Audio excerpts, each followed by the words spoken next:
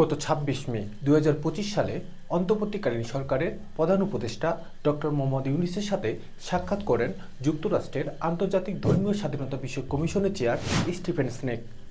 সেই সাক্ষাৎকারে দেশের ধর্মীয় স্বাধীনতা নিশ্চিতে সরকারের প্রচেষ্টা ও প্রতিশ্রুতির কথা পূর্ণ ব্যক্ত করে ডক্টর মোহাম্মদ ইউনূস বলেন, ১৭ কোটি ১০ লাখ মানুষের এই দেশে ধর্মীয় সম্প্রীতি নিশ্চিত করতে সরকার প্রতিশ্রুতিবদ্ধ।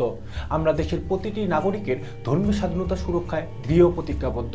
যে কোনো দেশের সাংবাদিক যে কোনো সময় বাংলাদেশে এসে সংখ্যালঘুদের তথ্য সংগ্রহ করতে পারেন। জুলাই অভ্যুত্থানকে হেয় করে সংখ্যালঘু অধিকার খুনের নামে অপতথ্যের ক্যাম্পেইন চালানো হচ্ছে বলে তিনি অভিযোগ করেন।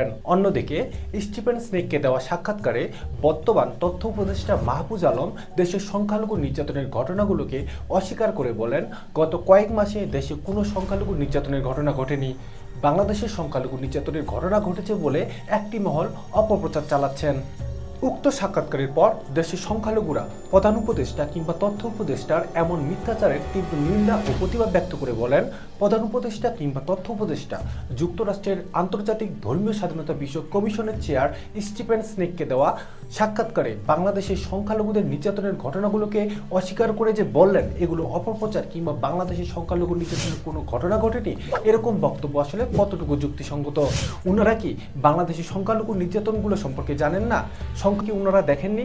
সেই সাক্ষাৎকারের মাত্র 4 দিন পূর্বে অর্থাৎ 22 মে ২০২৫ সালে যশোরের অভয়নগরের সুন্দর ইউনিয়নের ডহরমসিটি বেলেদাপাড়ায় যে মতুয়া সম্প্রদায়ের 19 সাধারণ হিন্দু পরিবারের বাড়িতে ভয়ঙ্করভাবে হামলা লুটপাট করে অগ্নিসংযোগ করে সবকিছু পুড়িয়ে দেওয়া হলো, এই ব্যাপারে কি ওনারা অবগত না? যশোরের অভয়নগরে যশোরের মতুয়া সম্প্রদায় যশোরের অভয়নগরের পৌর কৃষক যশোরের অভয়নগরে কৃষক হত্যাকাণ্ডকে কেন্দ্র করে 18টি বাড়িঘরে আগুন।